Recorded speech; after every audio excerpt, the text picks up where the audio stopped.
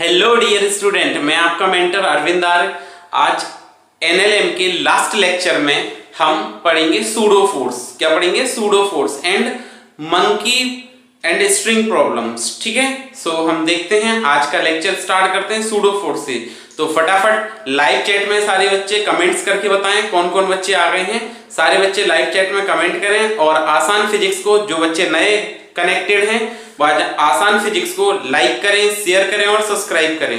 ठीक है, तो बिना टाइम वेस्ट करे आज हम स्टार्ट करते हैं हमारा टॉपिक सूडो फोर्स। तो सूडो फोर्स में सबसे पहले हम पढ़ते हैं रेफरेंस फ्रेम। स्टार्ट करते हैं हम। क्या है? रेफरेंस फ्रेम, निर्देश तंत्र। रेफरेंस फ्रेम, रेफरेंस फ्रेम क्या होता है? निर्देश तंत्र क्या होता है?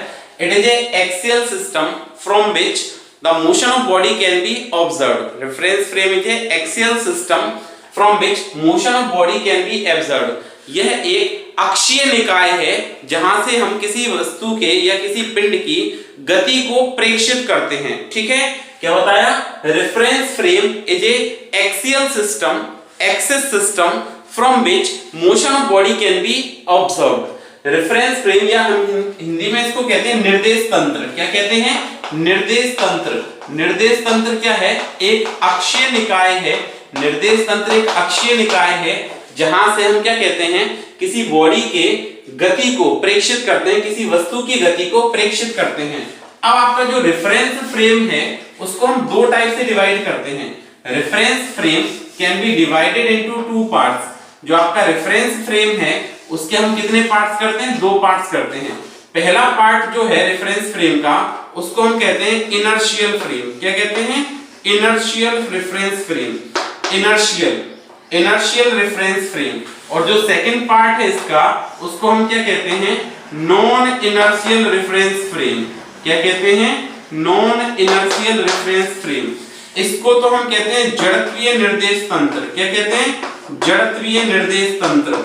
और इसको क्या कहते हैं? अजड़त्वीय निर्देश तंत्र। क्या कहते हैं? अजड़त्वीय निर्देश तंत्र। हम क्या कहते हैं इसको? इसको तो कहते हैं इनर्शियल रेफरेंस फ्रेम। इसके दो पार्ट होते हैं रेफरेंस फ्रेम के। क्या है रेफरेंस फ्रेम? क्या बताया? Reference frame is a axial system from which motion of body can be observed. Reference frame is a axial system from which motion of body can be observed. ये क्या है? एक क्या है ये अक्षीय निकाय है जहां से किसी वस्तु की गति को प्रेक्षित कर सकते हैं। अब ये जो रेफरेंस फ्रेम है वो दो टाइप का होता है, इनर्शियल और नॉन इनर्शियल। इनर्शियल और नॉन इनर्शियल, जड़त्वीय और अजड़त्वीय। इनर्शियल रेफरेंस फ्रेम क्या होता है? The reference frame at which motion, laws of motion, Newton's law of motion is applicable. वो रेफरेंस फ्रेम, वो फ्रेम जिसमें Newton's law of motion applicable होते हैं उसको हम क्या कहते हैं? इनर्शियल रेफरेंस फ्रेम कहते हैं। And in this reference frame the velocity of body v equal to either 0 और कांस्टेंट। क्या होगी? Velocity of body is either equal to 0 और कांस्टेंट। तो अगर वेलोसिटी कांस्टेंट है या 0 है तो एक्सेलरेशन क्या होगा? एक्सेलरेशन 0 होगा। Must be 0, must be 0। Acceleration निश्चित रूप से क्या होगा? 0 होगा। तो हम क्या कह सकते हैं? Acceleration must be 0। क्या होगा आपका? इनर्शियल रेफरेंस फ्रेम क्या होगा? एक ऐसा हम क्या कह सकते हैं? Those reference frame in which laws of motion is applicable, Newton's laws of motion is applicable, और in this frame velocity of object become 0 और it moves with uniform speed या कांस्टेंट स्पीड। अगर ये यूनिफॉर्म स्पीड और constant speed से move करेगा तो acceleration क्या हो जाएगा? बॉडी का 0 हो जाएगा। और एक्सेलरेशन 0 होगा तो इसमें न्यूटन्स लॉ ऑफ मोशन, जड़त्वीय निर्देश तंत्र क्या होता है? वह निर्देश तंत्र जिसमें न्यूटन के गति के नियम लागू होते हैं, न्यूटन के गति के नियम लागू होते हैं, उसको हम क्या कहते हैं? जड़त्वीय निर्देश तंत्र। क्या कहते हैं? जड़त्वीय निर्देश तंत्र। फिर देखिए इस निर्देश तंत्र में वस्तु का वेग या तो 0 होता है या नियत रहता है। अगर वेग 0 है या नियत है तो त्वरण क्या होगा? 0 होगा। त्वरण क्या होगा? 0 होगा। दूसरा होता है non inertial reference frame, non inertial अजड़त्वीय निर्देश तंत्र। अजड़त्वीय क्या होता है? Acceleration of body must not be equal to 0। तो वह निर्देश तंत्र, अजड़त्वीय निर्देश तंत्र या non inertial frame, reference frame क्या होता है?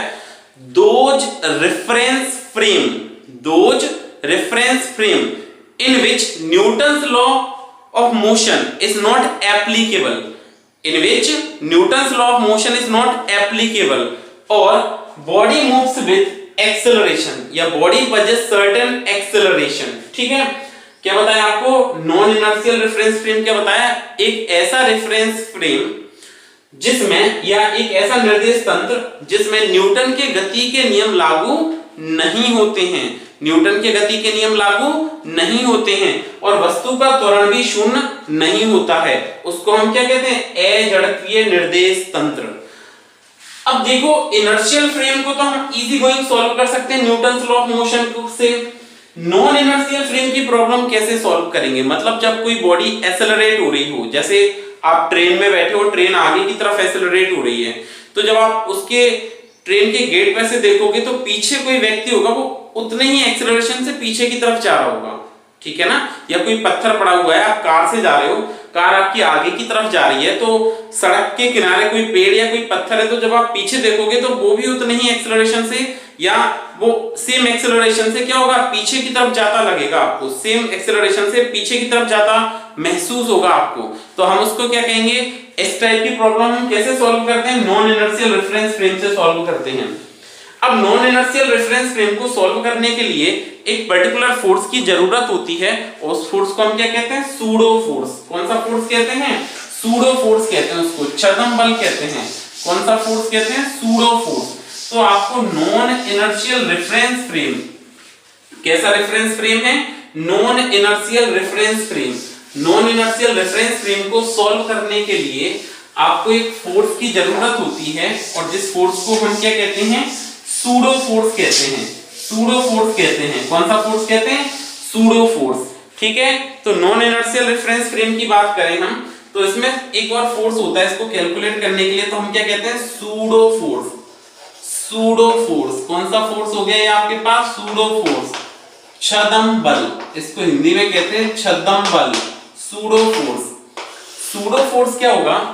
The force which introduced the acceleration of body, या the force which applicable in non inertial frame. एक ऐसा बल जो अजड़त्वीय निर्देश तंत्र में मतलब अजड़त्वीय निर्देश तंत्र में लागू होता है, उसको हम कौन सा बल कहते हैं?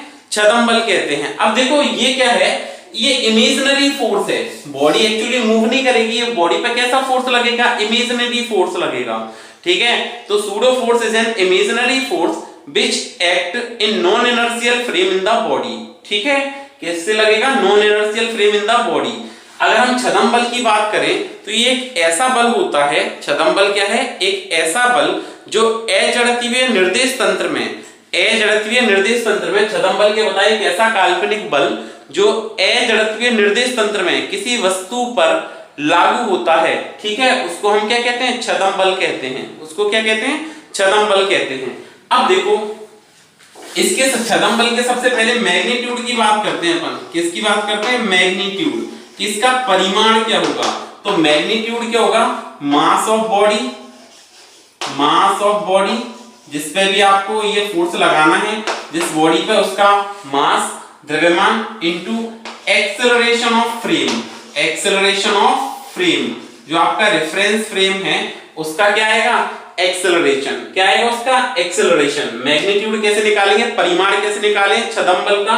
Magnitude of pseudo force equal to mass of the body, जिस पर ये फोर्स लगेगा, जिस मतलब mass of the body into acceleration of frame.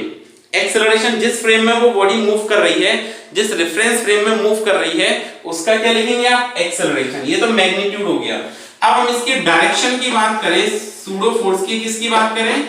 Direction की बात करें, मतलब दिशा की बात करें, तो दिशा क्या होगी? Opposite to acceleration of frame. Opposite to acceleration of frame.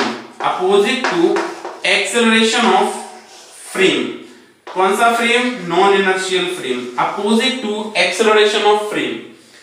And point of application की बात करें तो कि कहां लगेगा? Point of application. किसकी बात करें हम इसके? कि पॉइंट ऑफ एप्लीकेशन क्या होगा इसका? जहां पे ये लागू हो। ठीक है, तो पॉइंट ऑफ एप्लीकेशन होता है इसका सेंटर ऑफ मास। कहां लगेगा? बॉडी के हमेशा सेंटर ऑफ मास पर। फिर से ध्यान दें, सूडो फोर्स क्या बताया? Pseudo force is an imaginary force which is always act on the body in opposite direction to acceleration of body. ठीक है, और ऐसे भी कह सकते हैं pseudo force is an imaginary force which act in opposite direction of acceleration of body. ठीक है, हम क्या कहेंगे? छदम बल क्या होता है? एक ऐसा काल्पनिक बल जो किसी निर्देश तंत्र के त्वरण के विपरीत दिशा में कार्य करता है, या निर्देश तंत्र पर लगने वाले बल के विपरीत दिशा में कार्य करता है, उसको छदम बल कहते हैं। इसकी 3 कंडीशंस है। मैग्नीट्यूड क्या होता है? मास ऑफ बॉडी, जिस पर भी ये आपको क्या करना है? छदम बल लगाना है। ध्यान से सुनना, ये आपको सूडो फोर्स लगाना है उस बॉडी का मास, और एक्सेलरेशन ऑफ किसका? फ्रेम का एक्सेलरेशन। किसका? जिस भी फ्रेम के रिस्पेक्ट में आप बात कर रहे हैं उसका acceleration.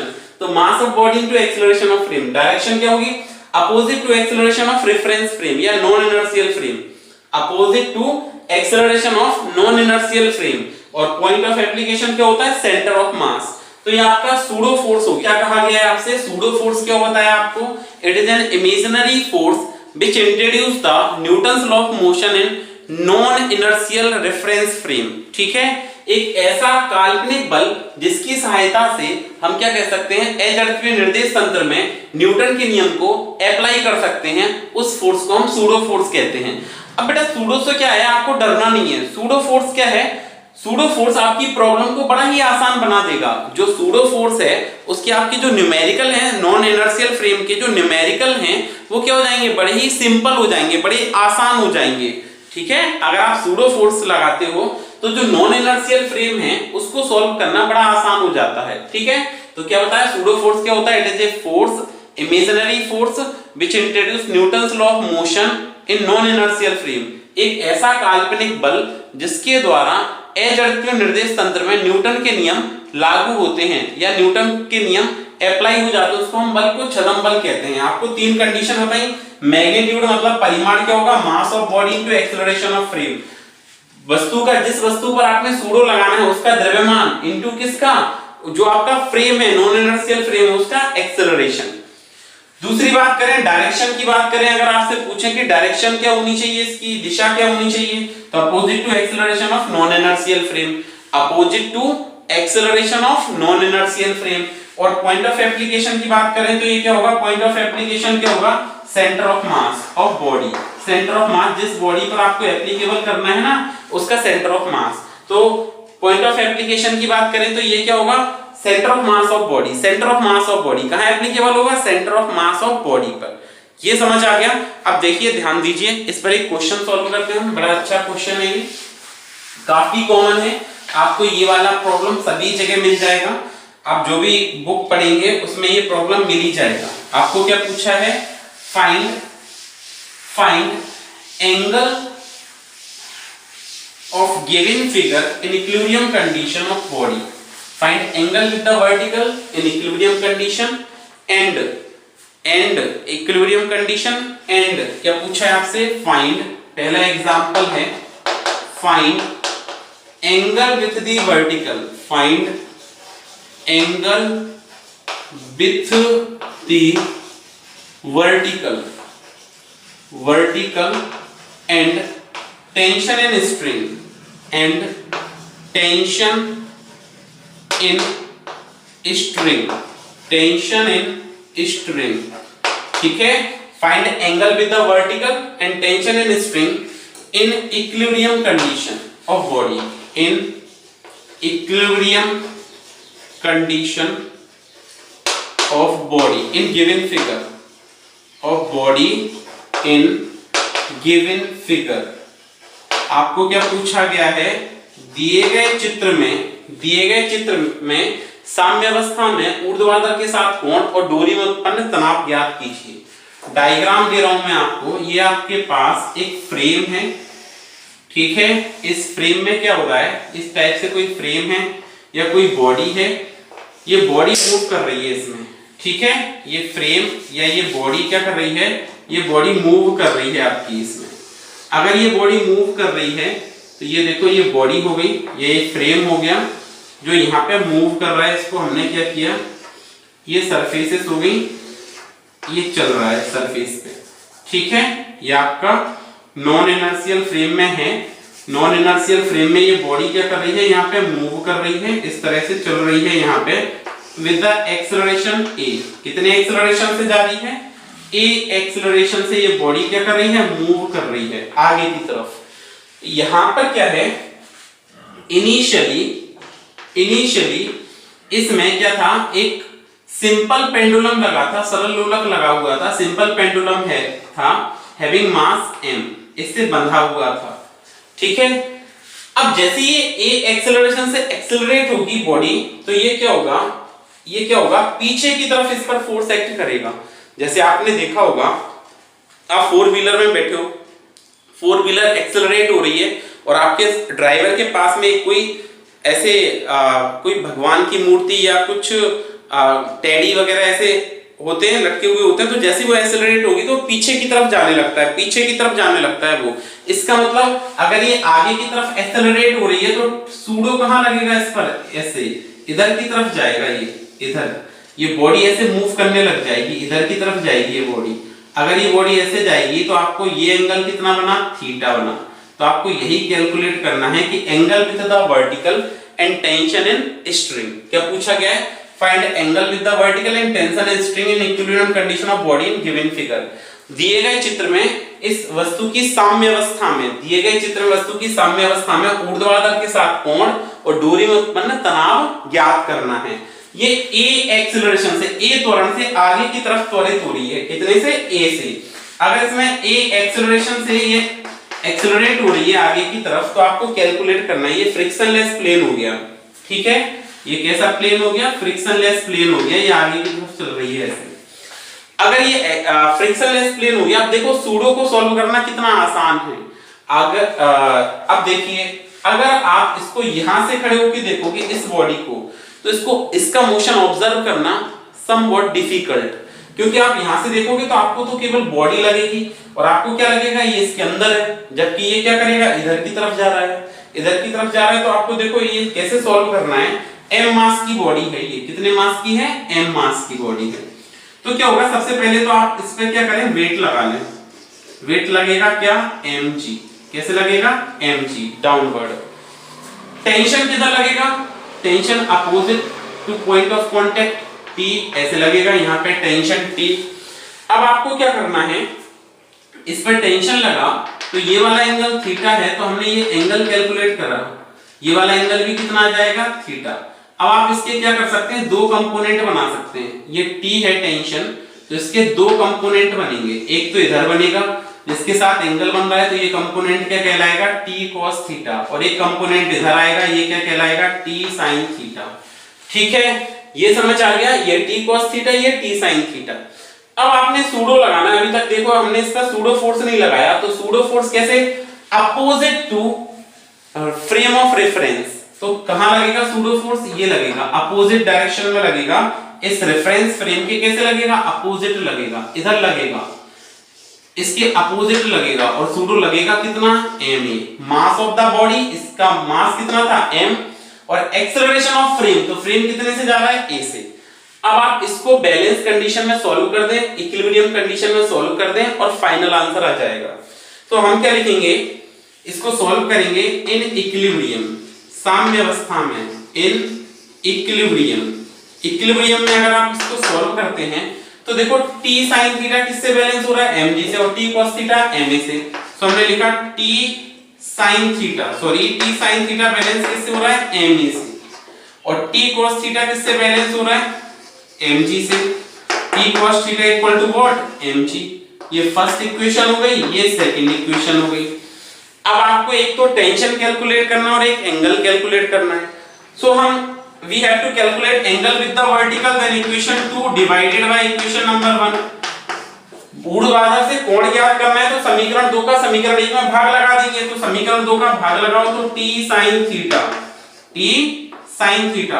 divided by t cos theta is equal to, t sin theta क्या है, ma, और t cos थीटा क्या है, mg। m से m कैंसिल हो गया, और यहाँ पे क्या हुआ, ये t से ये t कैंसिल हो गया। तो साइन अपॉन कॉस क्या हो गया, टेन थीटा। तो आपकी वैल्यू क्या आ गई, tan theta is equal to क्या आ गया, tan theta equal to a upon g. Tan theta equal to a upon g. और थीटा की वैल्यू क्या आ गई आपके पास में, tan inverse a by g. Tan inverse a by g, ये थीटा की वैल्यू आ गई। ये समझ आ गया। तो ये हमने क्या कैलकुलेट किया, एंगल विथ दी वर्टिकल। क्या कैलकुलेट किया, एंगल विथ दी वर्टिकल। साम्यावस्था में ऊर्ध्वाधर के साथ कोण आ गया आपका, एंगल विथ वर्टिकल आ गया। अच्छा, अब आपको क्या कैलकुलेट करना है, क्या कैलकुलेट करना है, टेंशन। टेंशन कैलकुलेट करने के लिए सिंपल है, ये भी टेंशन एंड स्प्रिंग कैलकुलेट करना है। तो टेंशन एंड स्प्रिंग हम कैसे कैलकुलेट करेंगे, ध्यान दें। क्या करना है हमको, टेंशन एंड स्प्रिंग कैलकुलेट करना है। डोरी में उत्पन्न तनाव का मान ज्ञात करना है, टेंशन एंड स्प्रिंग कैलकुलेट करना है। तो देखिए टेंशन कैसे आएगा, on squaring and adding equation first and second. समीकरण 1 एवं 2 को वर्ग करके जोड़ने पर, समीकरण 1 एवं 2 को वर्ग करके जोड़ने पर, on squaring and adding, on squaring and adding equation first and second. First और सेकंड को स्क्वायर करके ऐड करो। इसको आप स्क्वायर करोगे तो ये क्या बना, ये टर्म क्या बना, t sin थीटा का स्क्वायर। ठीक है, इसको स्क्वायर करो तो प्लस t cos थीटा का स्क्वायर, t cos थीटा का स्क्वायर इक्वल टू, यहां पे क्या आएगा, ma का स्क्वायर प्लस ये क्या आएगा, mg का स्क्वायर। ये हमने सारे टर्म सॉल्व कर दिए। इसको आप सॉल्व करोगे तो ये बना t square sin square theta plus t square cos square theta is equal to, इसको सॉल्व करेंगे तो m square a square plus m square g square, m square g square, ये सॉल्व हो जाएगा। फाइनली आपने क्या किया, इसमें से t स्क्वायर को कॉमन ले लिया। अगर आप इसमें से बाद में किसको कॉमन लेते हैं, टी स्क्वायर को कॉमन लेके हमने सॉल्व किया। तो आप टी स्क्वायर को जब कॉमन लेके सॉल्व करेंगे तो आपका आंसर क्या बनना चाहिए, देखो ध्यान दें, टी स्क्वायर को कॉमन लिया हमने तो टी स्क्वायर ये क्या बना, sine square theta plus cos square theta, sine square theta plus cos square theta is equal to M square को कॉमन लिया, क्या हुआ ये A square plus G square. तो टी स्क्वायर ये 1 हो गया, तो ये बन गया क्या, M square A square plus G square. तो टेंशन आ गई आपके पास में क्या, T equal to root M square A square plus G square. Root solve कर दो तो tension M under root A square plus G square, this is the answer. ये टेंशन आ जाएगी इसमें, ये क्या आ गई, तनाव आ गया डोरी में, क्या आ गया, टेंशन आ गया, तनाव आ गया। ये समझ में आया। देखो सूडो की प्रॉब्लम सॉल्व करना बड़ा ही आसान है। हमने ऐसे क्या angle with the vertical calculate कर लिया और टेंशन कैलकुलेट कर लिया, कब, नॉन इनर्शियल फ्रेम में। कैसे, ये तो एक्सेलरेट हो रही है, इसके अंदर ये बॉडी भी एक्सेलरेट हो रही है, ये भी मूव कर रही है, इसके अंदर टू एंड फ्रो मोशन कर रही है। ये सिंपल पेंडुलम है, ये क्या कर रहा है, इसके अंदर टू एंड फ्रो मोशन कर रहा है। तो हम ऐसे सॉल्व कर सकते हैं इसको। ठीक है, अभी तक आपने ऐसे पढ़ा था सिंपली। अगर मैं कहता ये सिंपल एक बॉडी है, मास कैपिटल एम है, फोर्स कैलकुलेट करो तो आप एम लगा सकते हो। ठीक है, लेकिन आप इस बॉडी के अंदर ये एक्सेलरेट कर रही है, इसके अंदर एक और बॉडी एक्सेलरेट कर रही है या मूव कर रही है, टू एंड फ्रो मोशन कर रही है। तो हमें क्या करना पड़ेगा, फिर सूडो से सॉल्व करना पड़ेगा। किससे सॉल्व करेंगे, सूडो से। देखिए और एक और क्वेश्चन लेते हैं इस पर, सूडो फोर्स पर। नेक्स्ट क्वेश्चन सॉल्व करते हैं। देखिए क्या है ये क्वेश्चन, आपसे पूछा गया है फाइंड, क्या पूछा गया है, देखो नेक्स्ट क्वेश्चन आपको गिवन है सूडो फोर्स का एक बेस गिवन है, आपको बेस ब्लॉक सिस्टम गिवन है। ठीक है, तो find the acceleration of ways so that the body remains at rest on the surface of wedge। ये गिवन है आपको, क्या पूछा है, ये है आपको एक डायग्राम गिवन है और इसमें आपसे क्या पूछा गया है, फाइंड एक्सेलरेशन ऑफ वेज। ये आपको एक वेज गिवन है। ठीक है, ये क्या हो गया, एक वेज हो गया, वेज। ये वाला एंगल थीटा हो गया, इस पर हमने क्या किया, एक m मास की बॉडी रखी है कोई, ये बॉडी हो गई having mass m, this is a body having mass m। ठीक है, ये एक बॉडी हो गई कितने मास की, m मास की। तो आपसे पूछा है find acceleration of batch, find acceleration of batch, acceleration of batch so that a body of mass m, a body of mass small m, a body of mass small m kept at rest, kept at rest। ठीक है, आपको क्या करना है, block का acceleration बताना है जिससे कि ये मास की बॉडी जो इस पर रखी है वो कैसे हो, रेस्ट में रहे। कैसे रहे, रेस्ट में रहे। Find acceleration of wedge so that the body of mass small m kept at rest on the surface of wedge. ऐसे लिख लो, on surface of wedge, on surface of wedge. ठीक है, क्या पूछा गया है आपसे कि m मास ये बेज का एक्सेलरेशन क्या हो ताकि जो m मास की बॉडी है वो बेच की सतह पर, बेच की सरफेस पर स्थिर रहे, रेस्ट में रहे। ठीक है, तो ध्यान दें कैसे सॉल्व करेंगे इस टाइप की प्रॉब्लम। बड़ा ही आसान है, ये थीटा एंगल है तो इस पर वेट कैसे एक्ट करेगा इसका, डाउनवर्ड। अच्छा अब एक बात देखो, अगर ये रेस्ट में रखना है, नीचे ना गिरे, तो इसका मतलब मैं बेच इधर चलाऊं, एक एक्सेलरेशन से इधर चलाऊंगा तो ये नीचे गिर जाएगी, तो ये बॉडी क्या होगी, नीचे फॉल डाउन हो जाएगी। If this wedge move in forward direction, ठीक है, इधर की तरफ आ जाए बेज, तो ये क्या होगी, m मास की बॉडी नीचे गिर जाएगी। तो इसका मतलब है कि बेज, एक ही कंडीशन है कि ये रेस्ट में रहे तो बेज को इधर चलना चाहिए। ठीक है, इस डायरेक्शन में चलना चाहिए, कितने से, a एक्सेलरेशन से। पहली बात ये समझ आया।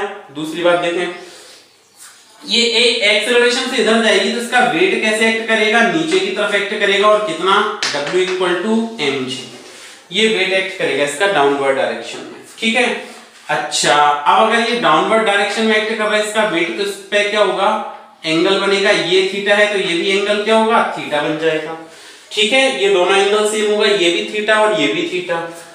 अब आप देखिए ये एंगल थीटा है तो इसके वेट के दो कंपोनेंट बना सकते हो आप। ये इसके वेट के कितने कंपोनेंट बन सकते हैं, दो। ये वाला कंपोनेंट क्या बनेगा, mg cos थीटा, और ये कंपोनेंट क्या बनेगा, mg sin थीटा। ठीक है, अब अगर ये एक्सेलरेट कर रहा है, ये वाला बेंच इधर एक्सेलरेट कर रहा है, तो सूडो हमने पढ़ा था कैसे लगाते हैं, अपोजिट डायरेक्शन। कैसे लगाते हैं, opposite to acceleration of body. Pseudo force कैसे लगाएंगे, opposite to acceleration of body.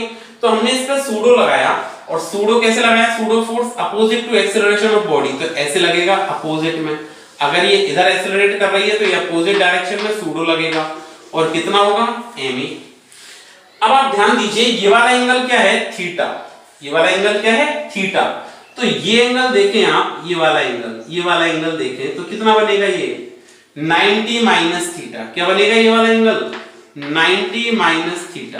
ठीक है ना, ये एंगल थीटा, ये 90 डिग्री पर होंगे, दोनों 90 डिग्री पर होंगे, क्योंकि ऐसे चल रहा है तो ये अपोजिट, ठीक इसके अपोजिट लगेगा, तो ये दोनों एंगल कितना हो गया, 90 डिग्री हो गया। तो अगर ये थीटा तो ये 90 माइनस थीटा। अब आप क्या करें, इसके दो कंपोनेंट बनाएं, ma के दो कंपोनेंट बनाएं। तो एक कंपोनेंट तो देखो इधर की तरफ आएगा ma का, इसके अपोजिट आएगा, और ये क्या आएगा, ये 90 माइनस थीटा है, तो ये आप लिखोगे ma sin 90 माइनस थीटा, ये कंपोनेंट आएगा ma sin 90 माइनस थीटा। और ये एक कंपोनेंट नीचे की तरफ आएगा, इधर की तरफ आएगा एक और कंपोनेंट। तो मैं इधर लिख रहा हूं, वो कंपोनेंट नीचे की तरफ लिख देता हूं यहां पे। ये वाला कंपोनेंट जो आएगा आपका, वो क्या आएगा, ये आएगा आपका ma cos 90 माइनस थीटा। ये दो कंपोनेंट बन गए, एक mg cos theta, ma cos 90 minus theta. अब आपको अगर ये बैच गिरने से रोकना है कि ये फॉल डाउन ना हो, इस पर रेस्ट में रहे। रेस्ट में रहने का मतलब है ये इसको कौन सा फोर्स नीचे की तरफ फिसलेगा, ये विदाउट स्लिपिंग अगर मूव करेगा तो क्या होगा, mg sin थीटा के कारण नीचे आएगा। और अगर हम mg sin थीटा को ma sin 90 माइनस थीटा से बैलेंस कर दें, ठीक है, आपका बैच किस फोर्स के कारण नीचे गिरेगा, इस फोर्स के कारण, mg sin थीटा के कारण। किसके कारण, mg sin थीटा के कारण। और अगर आप क्या करो, mg sin थीटा को किससे बैलेंस कर दो, ma sin 90 माइनस थीटा से बैलेंस कर दो, तो अगर ये दोनों फोर्स इक्वल हो गए तो ये यहीं रह जाएगा, ये दोनों बल बराबर हो गए तो ये इसी पर रेस्ट में रह जाएगा। तो हम यहाँ पे क्या लिखेंगे, in for bench to be at rest, क्या लिखा, for body of mass small m at rest, for body of mass small m kept at rest on bench, kept at rest on bench। अगर ये body bench पर rest में रहे then आपको क्या करना होगा, इन दोनों फोर्सेस को इक्वल करना होगा। Then ma sin 90 minus theta is equal to mg sin theta। ये दोनों इक्वल हो गए। अच्छा, अब ये आपके m से ये m कैंसिल आउट हो गया, ये बना a sin 90 minus theta क्या होता है, cos theta, और ये क्या बन गया, g sin theta, ये क्या बन गया, g sin theta। तो एक्सेलरेशन क्या आएगा, g sin theta upon g cos theta, g sin theta upon g cos theta, और sin theta upon cos theta क्या होता है, tan theta। तो acceleration is a equal to g tan theta, क्या answer आएगा, g tan theta। तो if the acceleration of wedge is g sin theta, acceleration of wedge is g sin theta, then it kept at rest on the surface of acceleration of wedge is g sin theta, then the body of mass small m kept at rest, body of mass small m kept at rest on the surface of wedge या on the inclined surface of wedge। ठीक है, अगर ये g sin theta acceleration से move करे ये veg, तो ये स्मॉल m मास की बॉडी जो होगी वो इस पे रेस्ट में रहेगी। कैसे रहेगी, रेस्ट में ही रहेगी। कैसे रहेगी, रेस्ट में रहेगी। ठीक है, अब देखिए सेम टाइप के एक और प्रॉब्लम देते हैं कि find acceleration of ways so that the body of mass small m kept on the surface of wedge falls freely या falls under the gravity। ठीक है, ये क्वेश्चन है, सेम टाइप का क्वेश्चन दे रहे हैं, थोड़ा सा डिफरेंस है दोनों क्वेश्चंस में। देखिए नेक्स्ट क्वेश्चन क्या है आपके पास, ध्यान दीजिए। नेक्स्ट क्वेश्चन क्या है, ये भी काफी अच्छा क्वेश्चन है, ध्यान दीजिए। नेक्स्ट क्वेश्चन क्या है, काफी अच्छा क्वेश्चन है ये भी। क्या कह रहे हैं आपसे, देखिए क्या पूछा गया आपसे, ध्यान दें। आपसे कह रहे हैं कि find the acceleration of ways so that a body of mass small m kept on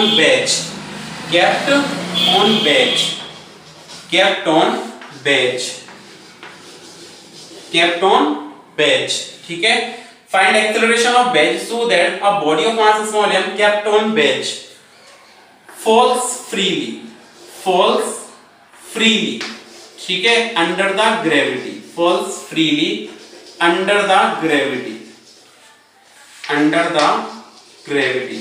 ये गिवन है आपको, ये कहा है कि बेज की सरफेस पर कोई m मास की बॉडी रखी है, तो बेज का वो एक्सेलरेशन बतलाइए या बेज का एक्सेलरेशन बतलाइए जिससे कि वो बॉडी है ना फ्रीली अंडर द ग्रेविटी नीचे गिर जाए, ग्रेविटी के अंदर नीचे गिर जाए। किसके अंदर, ग्रेविटी के अंदर नीचे गिर जाए। ये आपको एक बेज गिवन है, ये वाला एंगल हो गया थीटा, और ये हमने क्या किया, इस पे एक बॉडी रख दी जिसका मास क्या है, स्मॉल m है। ये स्मॉल m मास की बॉडी है। आपसे ये पूछा गया है कि आपको बेज का एक्सेलरेशन फाइंड आउट करना है, बेज का वो त्वरण ज्ञात करें जिससे कि स्मॉल m मास की body freely under the gravity fall हो जाए। कैसे फॉल हो जाए, अंडर द ग्रेविटी, ठीक है, गुरुत्वीय त्वरण के अधीन नीचे गिर जाए। बेज का वह त्वरण बतलाइए जिससे इस पर रखे m द्रव्यमान का पिंड गुरुत्वीय त्वरण के अधीन नीचे गिर जाए। अब देखो, अगर आप इसको इधर चलाओगे तो गुरुत्वीय त्वरण के कारण तो कभी नीचे नहीं गिरेगी ये मास की बॉडी। अगर इसका एक्सेलरेशन इस डायरेक्शन में होगा तो क्या होगा, एक्सेलरेशन ड्यू टू ग्रेविटी से फॉल नहीं होगी। अगर इसका त्वरण इस दिशा में करते हो आप, तो ये कभी भी m मास की बॉडी जो है वो त्वरण के अधीन, गुरुत्वीय त्वरण के अधीन नीचे नहीं गिरेगी। इसका मतलब ये फिक्स कर दिया कि बेज को आपको इधर ही मूव करवाना पड़ेगा। अगर ऐसा करना है कि acceleration due to gravity fall हो, तो बेज का एक्सेलरेशन इधर होना चाहिए a। ये समझ आ गया। अब देखिए यहां पर जो वेट एक्ट करेगा बॉडी का वो नीचे की तरफ लगेगा और कितना होगा, W = mg। ये इसका वेट लग गया बॉडी का। वेट लग गया तो ये एंगल थीटा है, तो ये वाला एंगल भी यहाँ पे क्या बनेगा, ये एंगल थीटा बनेगा। अब आप इसके क्या कर सकते हैं, दो कंपोनेंट बना सकते हैं। इसके कितने कंपोनेंट, दो कंपोनेंट कर सकते हो। ये थीटा एंगल है तो ये बनेगा mg cos थीटा, और ये वाला एंगल क्या बनेगा, mg sin थीटा।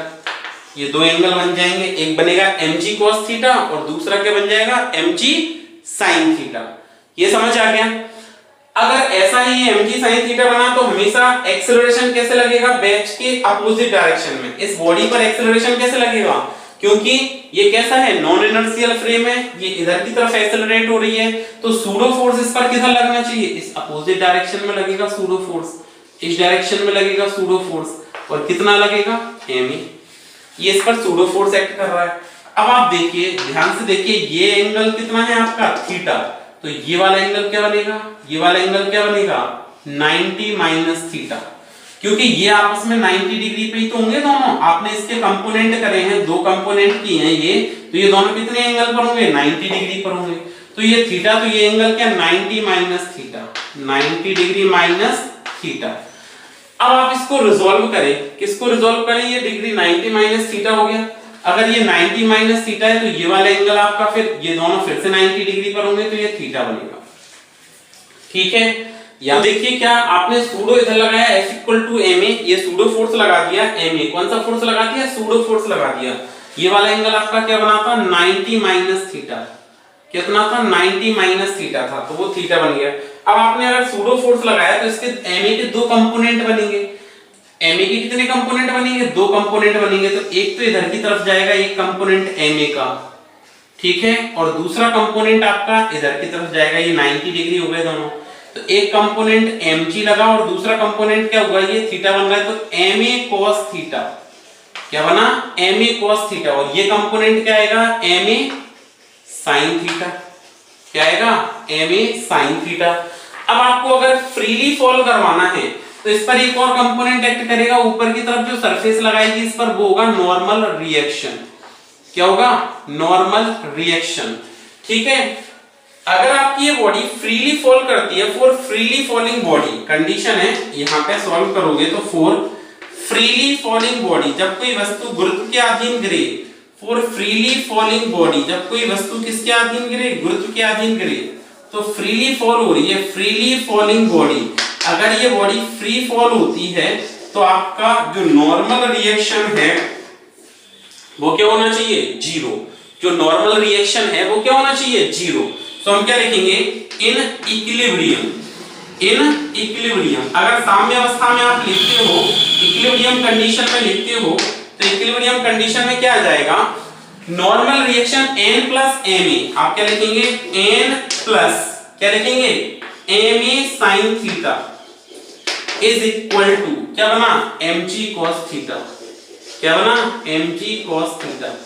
अब आप पहले कह चुके हो नॉर्मल रिएक्शन आपका क्या होना चाहिए, जीरो, क्योंकि ये गुरुत्व के अधीन गिरेगी, मतलब फ्री फॉल होगा, तो ये सरफेस के कांटेक्ट में नहीं रहेगी ना, तो नॉर्मल रिएक्शन लगेगा ही नहीं। अगर ये गुरुत्व के अधीन गिरेगी तो इस सतह के संपर्क में नहीं रहेगी, तो नॉर्मल रिएक्शन क्या होना चाहिए, जीरो होना चाहिए। जीरो होना चाहिए तो n की वैल्यू हमने क्या कर दी, जीरो कर दी, zero plus ma sin theta, zero plus ma sin theta is equal to mg cos theta, is equal to mg cos theta. ये जीरो हो गया तो हमने क्या लिखा, ma sin theta is equal to mg cos theta. अब आप देखिए यहां से एक m से एक m कैंसिल हो गया, तो a की वैल्यू क्या आ गई, g cos theta divided by sin theta, क्या आ गई, g cos theta divided by sin theta. और cos theta upon sin theta क्या होता है, cos theta upon sin theta क्या होता है, cot थीटा, क्या होता है ये, cot थीटा। तो फाइनल आंसर क्या है आपका, a equal to g cot theta, क्या आ गया, a equal to g cot theta. इतने एक्सेलरेशन से, इतने त्वरण से ये क्या होगी, अपोजिट डायरेक्शन में मूव करेगी। किधर मूव करेगी, इस अपोजिट डायरेक्शन में मूव करेगी। तो ये समझ आ गया आपका। तो ये सूडो के प्रॉब्लम थे। एक और लास्ट प्रॉब्लम देखते हैं सूडो फोर्स पर, ठीक है, एक और क्वेश्चन देखते हैं। देखिए सूडो फोर्स पर एक और क्वेश्चन देखते हैं, क्या है वो, ध्यान दीजिए कि सूडो फोर्स की प्रॉब्लम्स हम कैसे सॉल्व करेंगे। ये हमने देखा, तीन काफी अच्छी प्रॉब्लम्स हैं ये, एक और ये एससी वर्मा में इस टाइप की एक क्वेश्चन दिया गया है, ठीक है, इस प्रॉब्लम को सॉल्व करके देखते हैं। एचसी वर्मा में इस टाइप की क्वेश्चन गिवन है, तो हम इसको सॉल्व करते हैं। ध्यान दीजिए, ये आपको क्या गिवन है, एक लिफ्ट है, दिस इज ए लिफ्ट, ठीक है, और इनसाइड दिस लिफ्ट हमने क्या किया, एक बैलेंस, स्प्रिंग बैलेंस कनेक्ट कर दिया इस लिफ्ट के अंदर। क्या किया है आपने, इस लिफ्ट के अंदर एक स्प्रिंग बैलेंस को कनेक्ट करके रख दिया। आपने क्या किया, इसमें एक स्प्रिंग बैलेंस लगा दिया। क्या लगा दिया, स्प्रिंग बैलेंस लगा दिया।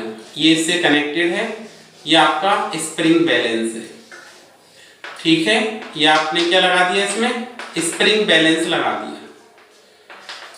फिर यहां पर क्या किया, नीचे एक पुली है और मास लेस पुली है, ये मास लेस पुली है, ये बॉडी है हैविंग मास m, या आप कह दो ये 4 kg की बॉडी है, 4 kg, और ये एक दूसरी बॉडी है हैविंग मास 8 kg। ये कितने की है, 8 kg की बॉडी है, ये 4 kg की, ये 8 kg की, ठीक है। आपको क्या पूछा है वो देखिए, फर्स्ट क्वेश्चन पूछा है फाइंड, इसमें ये जो लिफ्ट है आपकी, it become accelerated 2 metre per second in upward direction, 2 metre per second square in upward direction. ये क्वेश्चन पूछा गया है, फाइंड एक्सेलरेशन ऑफ ब्लॉक, पहला एक्सेलरेशन बताना है ब्लॉक का। दूसरा क्या पूछा है, टेंशन इन स्ट्रिंग के टेंशन बताने हैं, टेंशन इन स्ट्रिंग, डोरी में तनाव बताना है, डोरी में क्या बताना है, तनाव। तीसरा क्या पूछा है, रीडिंग ऑफ स्प्रिंग बैलेंस,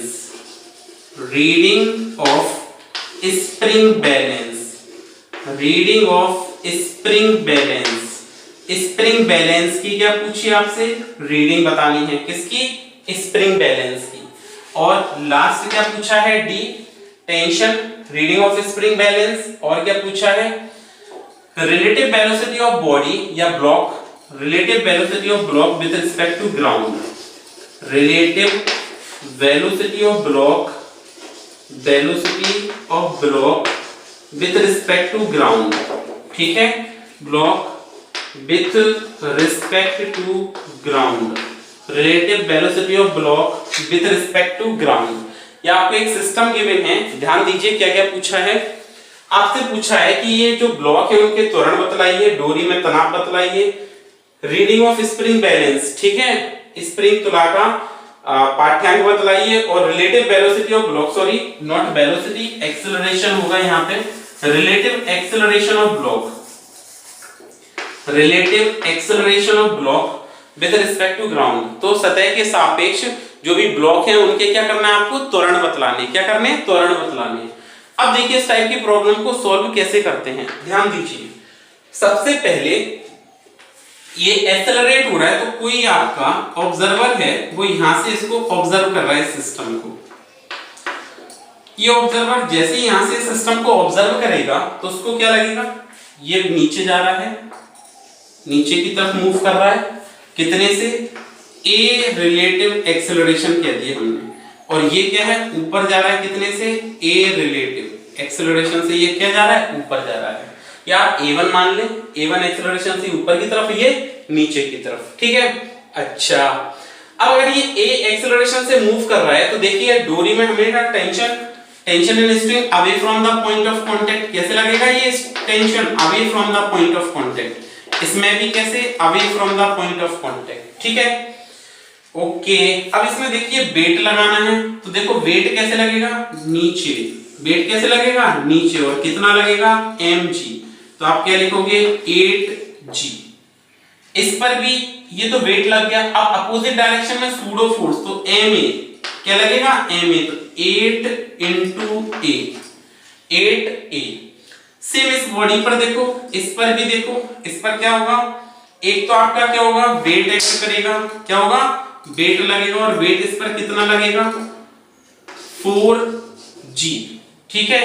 और दूसरा क्या होगा, इस पर दूसरा क्या होगा, सूडो फोर्स लगेगा, तो क्या लगेगा, 4 4a, क्या लगेगा 4a। तो ये सूडो फोर्स, थोड़ा सा मैनेज करना, दिख नहीं रहा होगा ठीक से, ये 4g है, ये 4a है, 8g है, 8a है, ये एक्ट करेंगे इस पर, ठीक है। अब हम बैलेंस कंडीशन में इनकी क्या करेंगे, इक्वेशन बनाएंगे। ये नीचे की तरफ जा रहा है तो कौन से फोर्सेस ज्यादा होने चाहिए, हम लिखेंगे 8g प्लस 8a, ठीक है, 8g प्लस 8a, ये दोनों मिलके एक ही फोर्स बना रहे हैं डाउनवर्ड, और टेंशन अवे फ्रॉम द तो minus T equal to M A, तो आप क्या लिखेंगे 8a रिलेटिव, ठीक है। अच्छा दूसरी बात देखो, इसकी बात करें तो ये ऊपर की तरफ जा रहा है तो टेंशन की वैल्यू ज्यादा होनी चाहिए, तो T माइनस नीचे की तरफ कितने फोर्स लग रहे हैं, एक तो आपका लगा 4g plus 4a equal to क्या ma, तो इक्वल टू 4a रिलेटिव। ये फर्स्ट इक्वेशन हो गई, ये आपकी सेकंड इक्वेशन हो गई, ये समझ आया। अब हमको सिंपली क्या एक्सेलरेशन ऑफ ब्लॉक कैलकुलेट करना है, एक्सेलरेशन इन ब्लॉक का क्या करना है, एक्सेलरेशन बताना है। तो इन ब्लॉक का एक्सेलरेशन बताना है आपको, तो एक्सेलरेशन बताने के लिए आप क्या करेंगे कि देखो, आप एक तरीका तो ये है कि इक्वेशन फर्स्ट और सेकंड को ऐड कर दें, ऑन एडिंग इक्वेशन फर्स्ट और second, on adding equation first and second, समीकरण 1 एवं 2 को जोड़ने पर, इक्वेशन फर्स्ट एंड सेकंड, समीकरण 1 और 2 को जोड़ने पर, जब आप समीकरण 1 और समीकरण 2 को जोड़ देंगे तो ये बनेगा 8g plus 8a minus p plus p minus 4g plus 4a is equal to, add करें दोनों को तो 12a रिलेटिव। अब देखिए ये t से आपका ये t कैंसिल हो जाएगा, इसमें से आप क्या लिखेंगे 8g plus 8a minus 4g minus 4a equal to 12a relative. आगे देखिए आप यहां से क्या होगा, इसको सब्ट्रैक्ट करेंगे तो ये क्या बना 4g प्लस इसको सब्ट्रैक्ट करो तो क्या बना 4a इक्वल टू क्या 12a रिलेटिव। ये हमने कैलकुलेट कर लिया। अब अगर आप यहां से a रिलेटिव की वैल्यू देखते हैं, किसकी वैल्यू देखें, a रिलेटिव की वैल्यू देखें, तो a रिलेटिव की वैल्यू देखिए आपको क्या मिलेगी।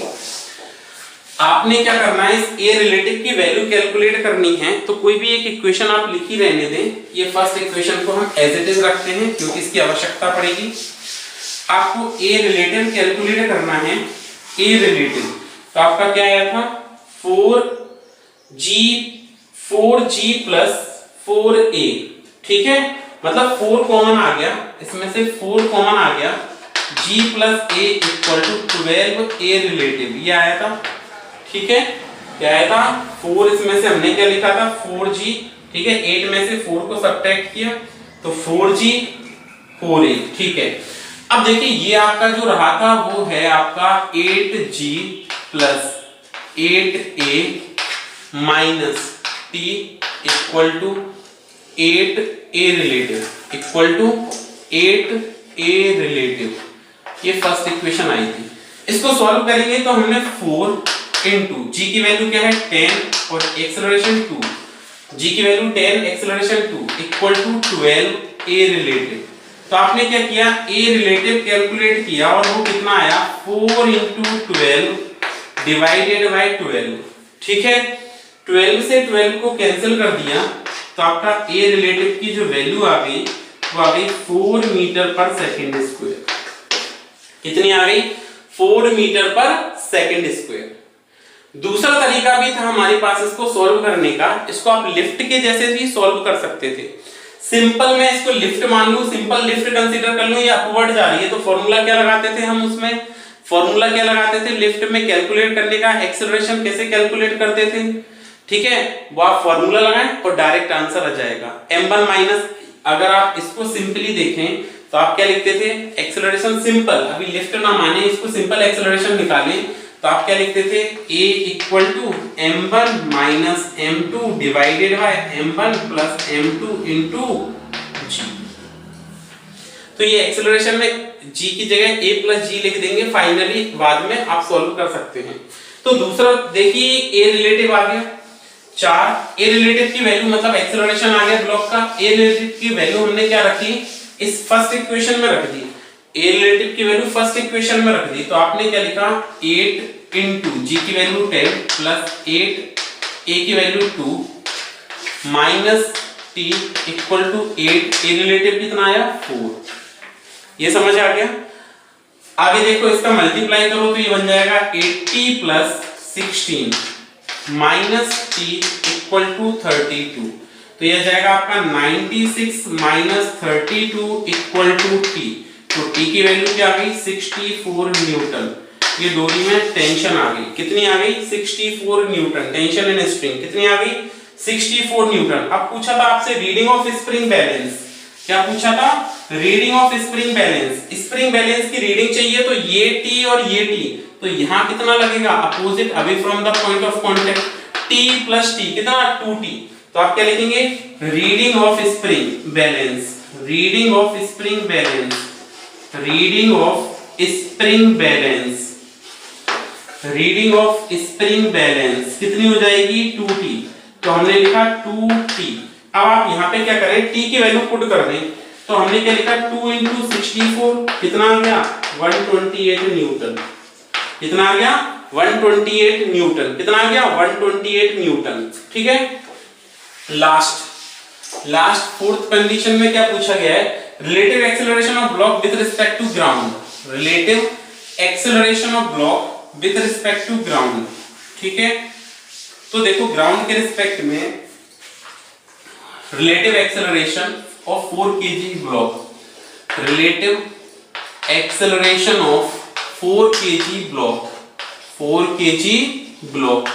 ये आपसे क्या पूछा relative acceleration of 4 kg block, क्या पूछा है relative acceleration of 4 kg block. ये 4 kg ब्लॉक का एक्सेलरेशन चाहिए। तो ये क्या हो रहा है relative acceleration of 4 kg block किसके रिस्पेक्ट में विथ रिस्पेक्ट टू ग्राउंड, किसके रिस्पेक्ट में with respect to ground, ground के रिस्पेक्ट में हमको कैलकुलेट करके बताना है। तो ये अपवर्ड जा रहा है और ये भी अपवर्ड जा रहा है, तो ग्राउंड से कैसे लगेगा ये ज्यादा एक्सेलरेशन से मूव कर रहा है अपवर्ड डायरेक्शन में, क्योंकि ये दोनों के एक्सेलरेशन सेम है ना। मैं अगर किसी ट्रेन पर मूव करूं, ट्रेन पर दौड़ूं तो क्या होगा, ट्रेन के ऊपर दौड़ूं छत पर तो क्या होगा, बाहर से जो ग्राउंड से जो देखेगा एक तो एक्सेलरेशन ऑफ ट्रेन और प्लस मेरा एक्सेलरेशन। सो टोटल एक्सेलरेशन कितना हो जाएगा a relative plus A relative कितना है 4 है, ए कितना है 2 है, तो कितना आ गया 6 मीटर पर सेकंड स्क्वायर। फिर देखो relative acceleration of 8 kg block, तो हमने लिखा रिलेटिव एक्सेलरेशन ऑफ किसका 8 kg block, 8 kg block with respect to ground, 8 kg block with respect to ground, ground के रिस्पेक्ट में 8 kg ब्लॉक का एक्सेलरेशन चाहिए। तो यहाँ पे क्या होगा ये नीचे जा रहा है और ये ऊपर जा रहा है, मैं ट्रेन के अपोजिट दौड़ूं तो नेट एक्सेलरेशन क्या दिखेगा a relative minus a, a relative minus a, ये कितना है 4 माइनस 2, तो कितना आएगा 2 मीटर पर सेकंड स्क्वायर। क्या आएगा 2 मीटर पर सेकंड स्क्वायर, 2 मीटर पर सेकंड स्क्वायर। तो ये समझ आ गया। इसमें नेक्स्ट टाइप की प्रॉब्लम है मंकी रोप प्रॉब्लम। क्या है मंकी रोप प्रॉब्लम, ऐसा आएगा मंकी क्लाइंब अ रोप, तो मंकी रोप प्रॉब्लम क्या है मंकी रोप प्रॉब्लम। कहेंगे आपसे कोई मंकी है, कोई बंदर है, वो एक डोरी पर चढ़ता है, स्ट्रिंग पर चढ़ता है, तो इस टाइप की प्रॉब्लम पूछ जाएगी। तो हमने कंसीडर किया this is a rope and on this rope a monkey is climbing having length of rope is L, ठीक है, and a monkey is climbing on the rope। ये एक मंकी हो गया जो क्या कर रहा है इस रोप पे क्लाइंब कर रहा है।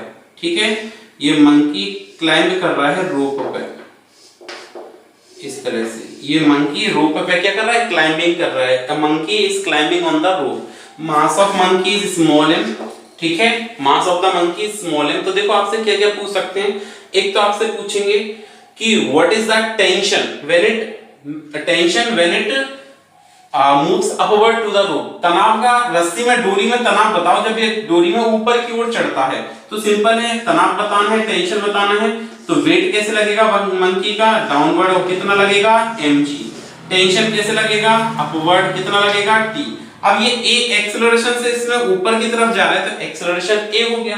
तब ये सिंपल लिफ्ट की प्रॉब्लम बन गई, किसकी बन गई लिफ्ट की। अब ऊपर जा रहे हैं तो t की वैल्यू ज्यादा हो जाएगी तो t minus mg equal to ma, t minus mg equal to ma।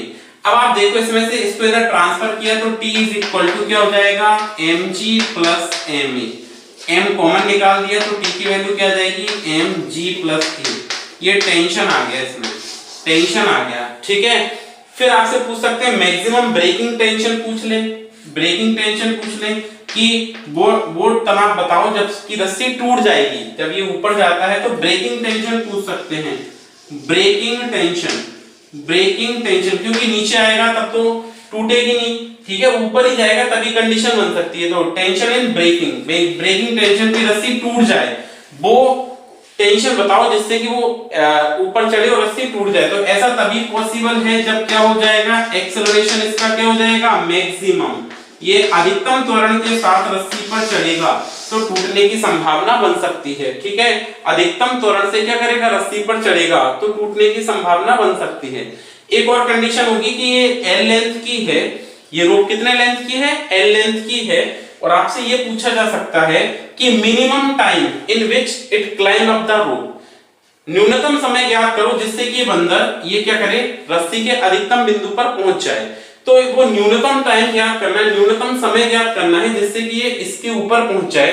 तो देखो सेकंड इक्वेशन ऑफ मोशन से सॉल्व कर सकते हैं हम क्या s equal to ut plus half at square, इससे आप सॉल्व कर सकते हो। तो इसकी लेंथ क्या थी आपके पास में l, इनिशियल एक्सेल वेलोसिटी 0 है, u इक्वल टू 0 एक्सेलरेट कर रहा है तो प्लस हाफ a। अब मिनिमम टाइम चाहिए तो यहाँ पे एक्सेलरेशन क्या होना चाहिए इसका मैक्सिमम, टाइम क्या चाहिए आपको मिनिमम, तो एक्सेलरेशन क्या होगा मैक्सिमम होगा, मैक्सिमम होगा एक्सेलरेशन। अगर आपको क्या करना है इसका मिनिमम टाइम कैलकुलेट करना है, minimum time taken by monkey to climb up the rope, इसके लिए क्या करना है आपको न्यूनतम समय ज्ञात करना है। अगर कौन सा समय ज्ञात करना है न्यूनतम समय ज्ञात करना है तो एक्सेलरेशन क्या होना चाहिए मैक्सिमम होना चाहिए। तो second equation s equal to ut plus half at square, तो s की वैल्यू क्या है l है, initial velocity 0 plus half, acceleration आपको क्या बताया मैक्सिमम, तो t क्या हो जाएगा मिनिमम हो जाएगा, ठीक है। ये 0 हो गया, इसके अंदर मल्टीप्लाई किया तो 2l equal to a maximum into t square minimum. तो t की वैल्यू आपको कैलकुलेट करनी है, मिनिमम टाइम कैलकुलेट करना है, और अगर आप मिनिमम टाइम कैलकुलेट करना चाहते हैं तो ये क्या आएगा t minimum square equal to 2l upon a maximum, 2l upon a maximum.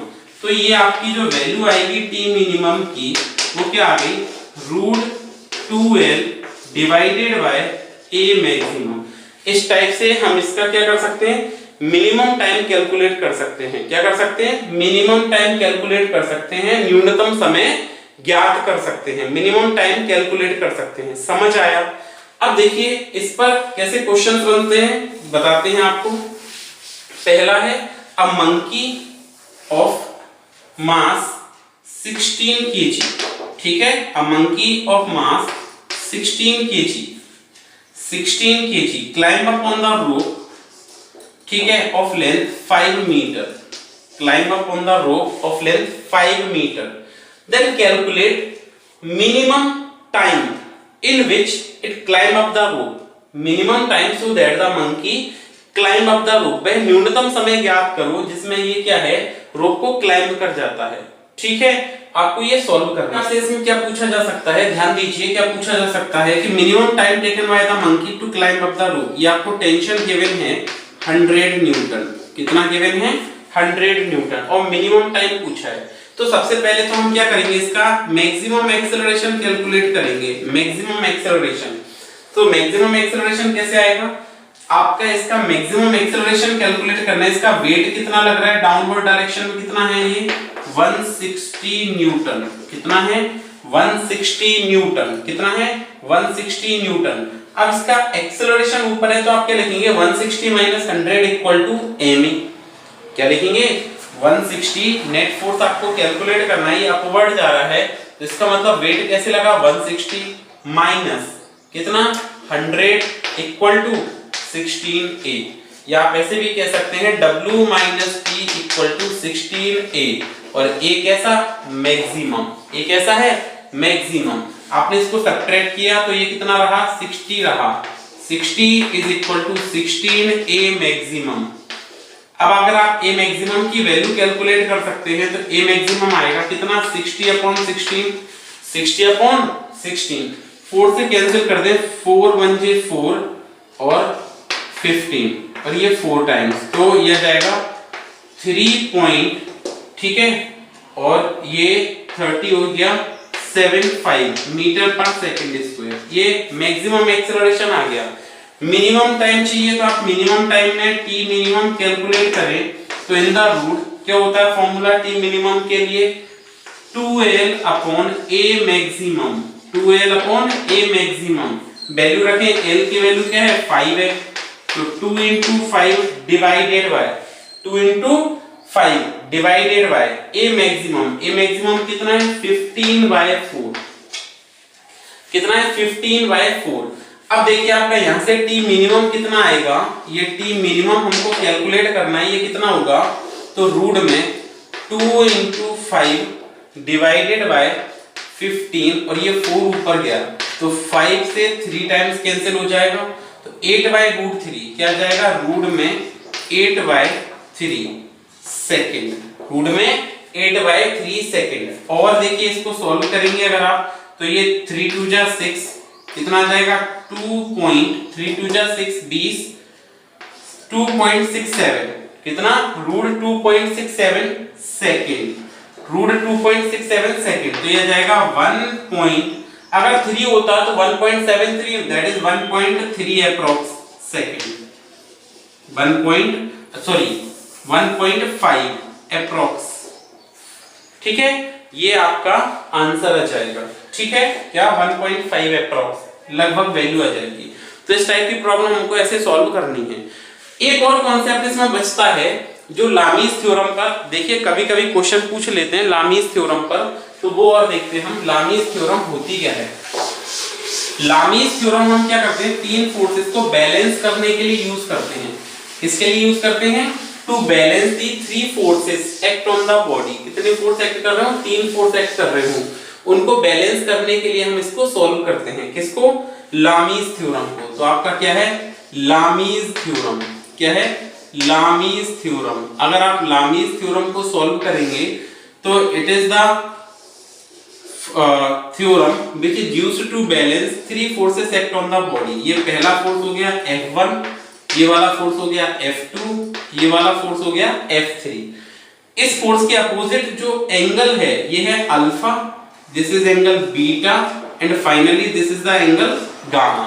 तो आप इसमें लामीज थ्योरम अप्लाई करेंगे तो force F1 divided by sine alpha, जो फोर्स है उसके अपोजिट एंगल, दूसरा F2 divided by sine beta is equal to, तीसरा क्या है F3 डिवाइडेड बाय F2 के अपोजिट F1 के अपोजिट अल्फा, F2 के अपोजिट गामा। चलो ऐसा कर लो अल्फा हो गया, F2 के अपोजिट ये बीटा हो गया और ये वाला एंगल आपके पास गामा हो गया। तो F1 sin alpha equal to F2 sin beta equal to F3 upon sine gamma. ये सिंपली आपकी लामीज थ्योरम होती है। ये आपकी क्या होती है लामीज थ्योरम। इस पर भी क्वेश्चन पूछे जा चुके हैं। जैसे एक क्वेश्चन हम इस पे भी सॉल्व करते हैं, ध्यान दीजिए लामीज थ्योरम को सॉल्व करते हैं। जब आप इस पे लामीज थ्योरम को सॉल्व करोगे तो आपको एक क्वेश्चन गिवन है। तो देखिए लामीज थ्योरम पे कैसे क्वेश्चन पूछ सकते हैं आपसे। क्या पूछा है find tension T1 T2 T3, find tension T1 T2 T3 in given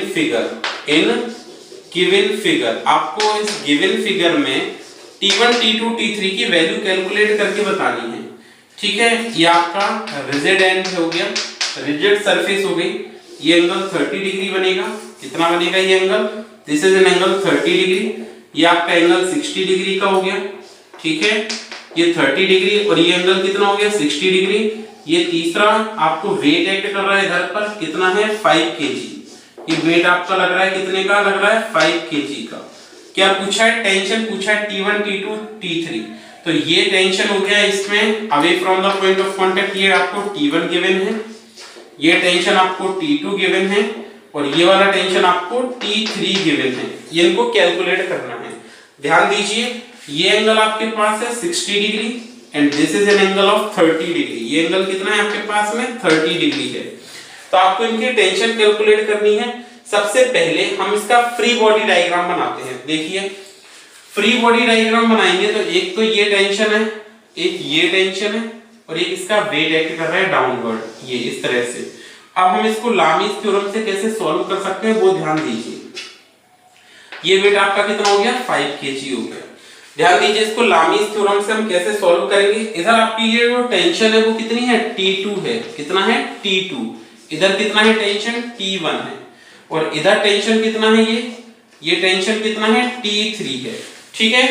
अब आप देखिए इसका वेट कैसे एक्ट करेगा वर्टिकली डाउनवर्ड, तो ये 50 हो गया, कितना हो गया 50 न्यूटन, कितना हो गया 50 न्यूटन।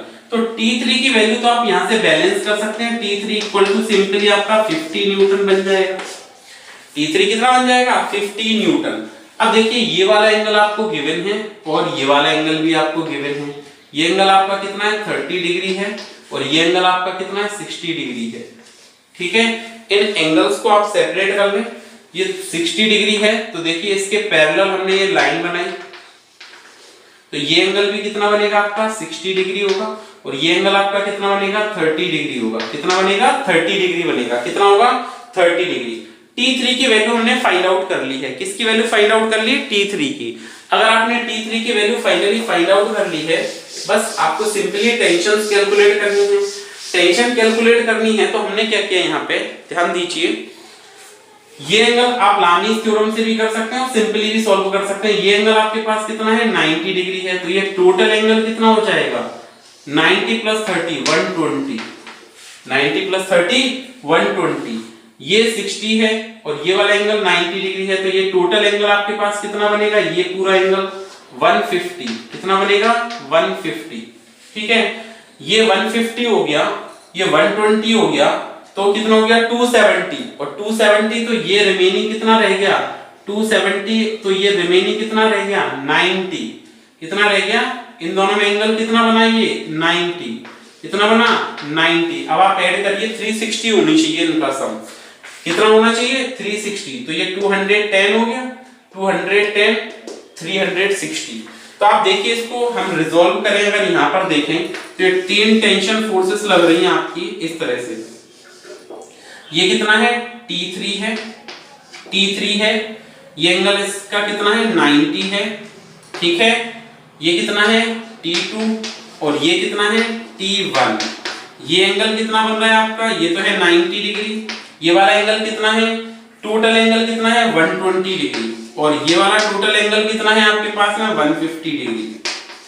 अब आप इसमें लामीज थ्योरम का यूज करें, किसका यूज करें, लामीज थ्योरम का यूज करें and finally get the answer. अगर आप इसमें लामीज थ्योरम का यूज करते हैं तो हम फाइनली इसका आंसर कैलकुलेट कर सकते हैं। कैसे, देखो लामीज थ्योरम क्या कहती है, T1/sin alpha is equal to T2/sin beta is equal to T3/sin gamma. हम सिंपली कंपोनेंट रेजोल्यूशन से भी सॉल्व कर सकते थे इसको, ठीक है। अब आप T1 की वैल्यू देखें तो T1 अपोजिट में एंगल कितना है sin 150 is equal to T2 divided by opposite angle कितना है sin 120 plus T3 equal to T3 divided by opposite angle कितना है 90, तो sin 90।